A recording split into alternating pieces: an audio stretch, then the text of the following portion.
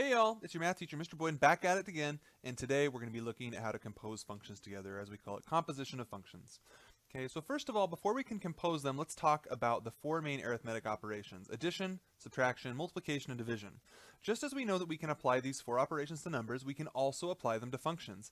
And on this first screen, that's really all this says. It says that if you see f plus g of x, that's the same as taking the f function and the g function and adding them together. Okay, the only thing people sometimes mess up is they sometimes think this x is saying that we're multiplying by x, but it's not. In the same way that this is saying that we're not multiplying by x, it's saying that the function name is f and the inputs of that function, or the domain values, are x values. Same thing here, f minus g of x, f times g of x. It says you can just multiply them and you can divide them. So I think the easiest way to learn this is through example. So let's get to it. We're going to have 4 examples today, and let's take a look at them now. In this first one, we're asked to find the sum, difference, product, quotient, and the domain of the quotient. So let's start with the sum. All this is saying is we're going to take the f function, 2x plus 1, and the g function, x squared plus 2x, and it's asking us to add them together. No big deal. All right, so we're going to combine like terms, and we're going to start, when we do this, we're going to put it in what's called standard form, starting with the largest exponent. There it is. So we start with x squared. Looks like we have a 2x and a 2x, so that becomes 4x. And then we have a 1 left over. And that's all it is. No big deal, right? Let's do the difference. Very similar. So in this one, we're going to take the f function, and we're going to take the g function, and this time we're going to subtract them. Now the only difference here is with subtraction, you're subtracting both the x squared and the 2x. So it's best if you put it in parentheses, so you realize that both are being subtracted. Otherwise, you could have sort of an accounting mistake when you go to simplify this. So as I go, I get negative x squared. I have a 2x minus 2x, so they go away, and then there's a plus 1. Done. What about multiplication?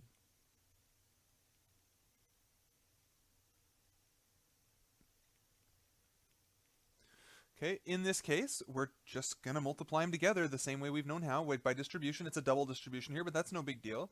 Okay, so we have 2x times x squared, so I get 2x cubed.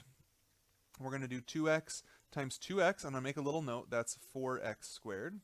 We have another x squared right there. So I have 4x squared plus x squared. That's going to give me a 5x squared. And then finally, 1 times 2x gives me a plus 2x.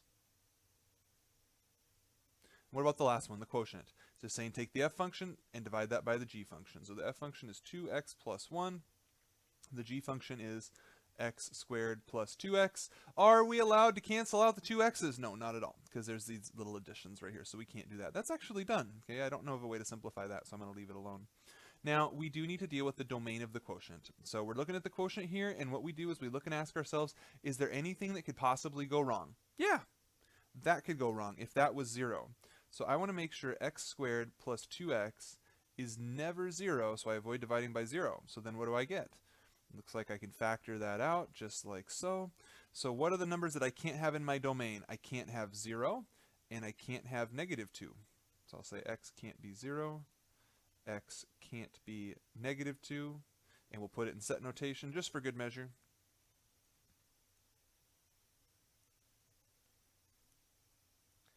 Okay, so that's our basics. We can add, subtract, multiply, and divide our functions. And this then the domain's just for a little bit of extra practice. Let's go to example number 2.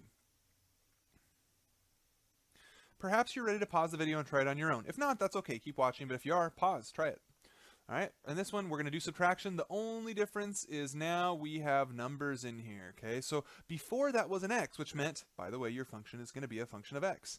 Now all it's saying is, please plug in a 1. So I'm going to do it in a little bit different order this time. It's not necessary, but for me it helps. So first, I'm going to recognize that I'm doing a subtraction problem. Okay, subtraction problem, awesome. So there's a q with a 1 plugged in, which would be root 1, minus an r with a 1 plugged in, 4 over 1. I can simplify that out to 1 minus 4, so I get negative 3. What about the next one? Take the q function, plug a 4 into it. That'd be root 4. Multiply that by the r function with a 4 plugged into it. 4 over 4, which would turn into 2 times 1, which we know is 2. What about the last one? All right, division time. I know there's going to be division, so the q function with a 16 plugged in, so root 16 over the r function with a 16 plugged in, That would be 4 over 16. Let's simplify. Square root of 16 is 4. 4 over 16 simplifies to 1/4. And then we get to flip that and multiply it. And 4 times 4 over 1 is 16. Now that we have a good understanding that we can use the arithmetic operations on functions, we can add one more thing we can do. So rather than combining them with an arithmetic operation, we can also compose them, which all that means is we're going to plug one function into the other. So instead of putting a plus sign in between them, we're going to use one as the input of the other. So here's the notation for it. Some people call it fog. There's a couple things that are important to notice. First of all, this right here is not multiplying. It's an of symbol, okay? And so what that's saying is exactly this. It's saying take the f function, but for the input, use the g function. So f as a function of g as a function of x. And the way we say that with the notation is f of g of x. Let's try it so you can see what I'm talking about. So for f of g of x, what I'm going to do is I'm going to rewrite it first in this notation in that one on the right. So that would be the same as f with the input being g of x. So what I'm going to do then, I'm going to start my way on the outside and work my way in. So I start with the f function, and the f function says I'm going to have 2 times something plus 1.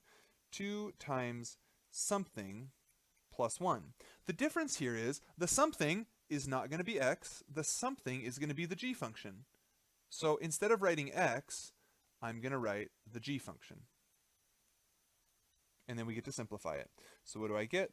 4x squared plus 1, and I'm done. Okay, down here, we're being asked to plug in a 1. Let's do it. So that would be 2 plus 1. That's the f function. Then we have the g function in here, which is 2 times something squared. And what is the something? The something is a 1. So now we can simplify. All right, we probably do this whole thing in our heads. 1 squared is 1, times 2 is 2, times 2 is 4, plus 1 is 5. It would probably be a good idea if at this point you would pause the video and try doing g of f on your own using the f of g as an example. Here's how the g of f goes. We start with the g function. 2 times something squared. What's the something? The f function. So that's 2x plus 1. We then need to square that out. I'm going to show a little bit of extra work on this. It's not necessary if you can do it in your head, but it might be supportive to you if you're struggling with the algebra here. Okay, so that's 2x plus 1, another 2x plus 1. And then what do we have? Because I'm gonna go ahead and combine these two right here. So then what I get is I get 2x, or excuse me, I've already made a mistake. Let's rewind just a second there. I'm going to get this 2, and then 2x times 2x is 4x squared. I get 2x times 1 is 2x. 1 times 2x is 2x for a grand total of 4x. And then 1 times 1 is 1. So now I'm ready to write my final answer on this one, which is 8x squared plus 8x squared plus, oops, looks like I forgot to write the 1 right here. 1, so then 2 times 1 would be 2. And that's all done. And then what about g of f of 1? Very similar to this, it's just the x is going to become a 1. So 2 times 1 plus 1 squared. All right, well, 2 times 1 is 2, plus 1 is 3, squared is 9, times 2 is 18. And so that's all it is. All right, one more example, and then we're going to be done for today. Okay, here's example number 4. This would be a great one for you to try on your own, so I'd like to encourage you to pause the video, try it, and then play it to get feedback on how you did. All right, so here we go. Take the f function and plug in a g. So my f function is 3 times something that gets squared. What's the something? That's 2 root x. Sometimes people really struggle to simplify this out, so I'm going to write it in a way that hopefully will shed light on it. That'd be the same as 3 times 2 root x times 2 root x. What I've done here is I've just written out the fact that we know that squared means times itself. Then the reason I think that helps is you can say, okay, that's 3 times 2 times 2. So 3 times 2 is 6, times 2 is 12, and then we know root x times root x is just x. So we're done. What about g of f of x? That says take the g function, 2 times root of something, but don't write the something, write the f function, 3x squared. Okay, and we know that a square and a square root can cancel, so we get the 2. The x is no longer squared. However, it does not cancel the root for the 3. That still has a root on it. So there's our simplified version of that one.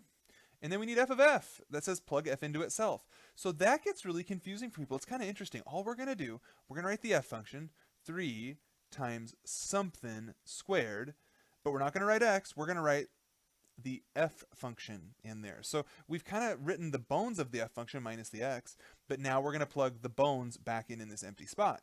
So that would be 3x squared goes in right there. That's the f function being dropped inside of itself. Now we get to simplify.